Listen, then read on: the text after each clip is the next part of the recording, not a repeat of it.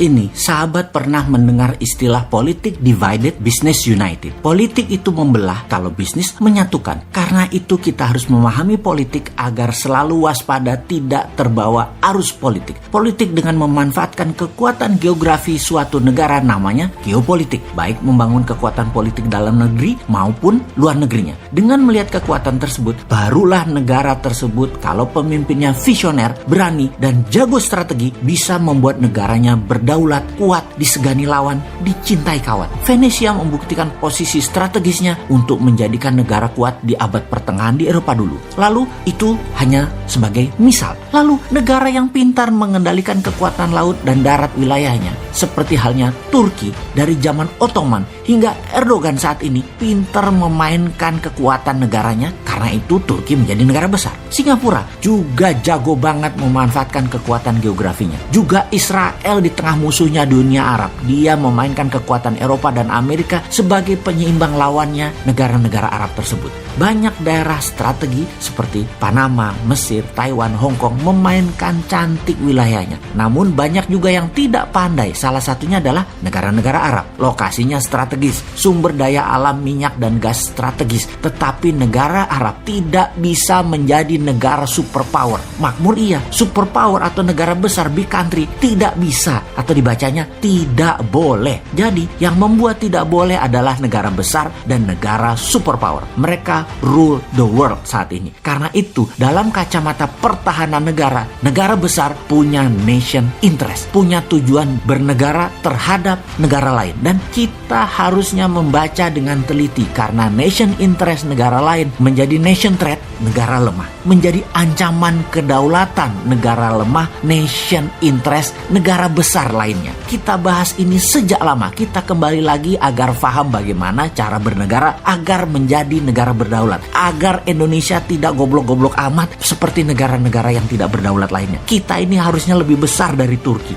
lebih besar dari Singapura, lebih besar dari negara-negara Eropa. Harusnya. Pertama, apa yang harus kita pelajari? Pertama, kita pelajari nation interest setiap negara yang berhubungan dengan Indonesia. Paling besar itu siapa? Maka kalau kita ambil top 3, mereka adalah negara Singapura, Tiongkok, dan Amerika. Tiongkok punya banyak agenda. Satu, karena penduduknya besar. 1,5 miliar manusia yang harus dikasih makan, dikasih sarana kesehatan, dikasih sarana lainnya. Kedua, Amerika yang lapar dengan kekayaan atau pemuja materialisme dan kekuasaan. Terakhir, Singapura yang sesungguhnya tidak ingin mencaplok, tapi ingin hidup damai makmur dengan menggunakan strategi semua teman. Namun tersering mengambil keuntungan terbanyak ya Singapura itu. Buktinya harta terbanyak di ASEAN ada di Singapura. Orang Indonesia juga kalau kaya juga taruh uangnya di Singapura. Kembali ke asalnya. Nation interest Tiongkok nih ya, agar banyak negara suka dengan Tiongkok adalah pertama dengan banyaknya giving, banyak memberi. Kemudian negara yang ditarget dikampanyekan bagusnya Tiongkok, dipropaganda, dan media setempat di negara tersebut dibayar kalau perlu, lengkap dengan buzzer-buzzernya. Bisa ribuan orang berada di sebuah negara hanya membuzzer kecanggihan Tiongkok lewat konten sosmed seperti IG, WA, lewat TikTok, dan banyak lagi. Setiap hari diproduksi video dan berita dipotong-potong yang indah-indah dan disebar agar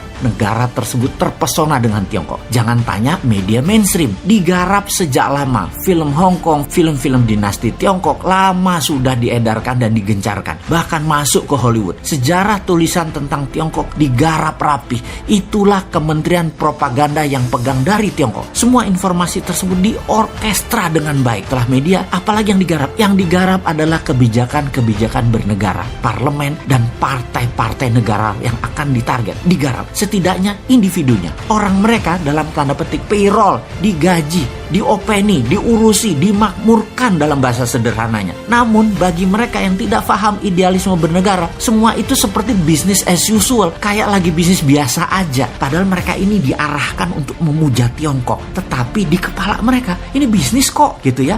Karena pendekatan yang dipakai dalam menjalankan strategi Tiongkok adalah menggunakan economic approach. Karena itu pejabat nggak kerasa, rakyat banyak yang nggak kerasa dikuras, padahal hartanya dalam jangka panjang akan musnah itu aset bernegara di Indonesia. Sungguh, Tiongkok itu butuh sumber daya alam suatu negara. Dia akan sikat dengan berbagai cara. Dan terakhir biasanya adalah dengan membangun aliansi kepada banyak pemimpin daerah dan pemimpin pusat di mana mereka ikut bermain. Modali mereka, kalau perlu menangkan mereka agar dapat jabatan tersebut. Semua terorkestra rapih, perlahan, jangka panjang sehingga tidak terasa. Jangankan tidak paham, yang paham pun bisa terlena karena halusnya propaganda dan cara mereka bermain. Tahu-tahu aset negara habis saja. Setelah itu kita dilepeh deh. Ibarat lonte sudah habis dipakai ya ditinggal.